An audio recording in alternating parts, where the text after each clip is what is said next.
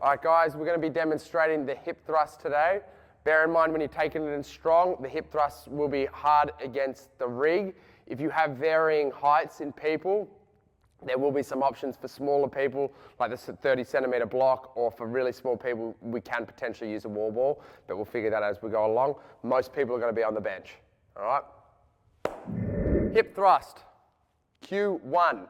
Starting position. So where are your shoulder blades? We want shoulder blades on the bench. Now again, it makes it a little bit harder when the bench is high, but predominantly want either the lower portion or the middle portion of the shoulder blades, so the scapula is resting on the bench.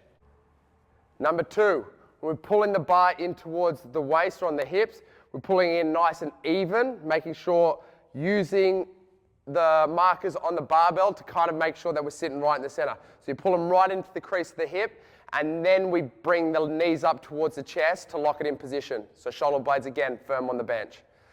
Pulling legs back to almost 90 degrees. So we want to pull them back almost as far as we can, right? As close to the bum as possible. 3, feet position. Everyone is going to be slightly different, but on average, most people are going to be about shoulder width apart.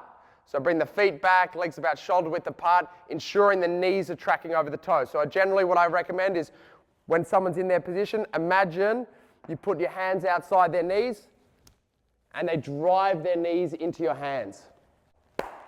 4, the drive. From that position there, with strong plant in the feet. Now generally when we're speaking about our lifts, they say drive through the heels.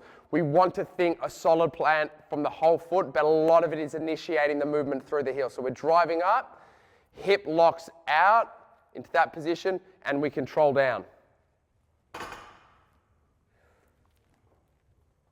You'll notice some of the shorter people, you might have to cue to not come right to the floor because they might get a little bit of a dip in the back. So some of them can hover over the floor. This will make the lift harder, as obviously there's more tension throughout the whole lift.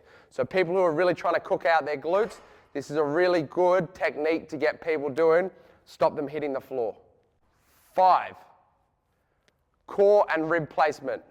What tends to happen is when people drive out, they lose control through the belly and they flare the ribs. So the idea is to draw ribs towards hips, squeeze the glutes. So as we come down, Miles is going to come down, ribs towards hips, squeeze the belly.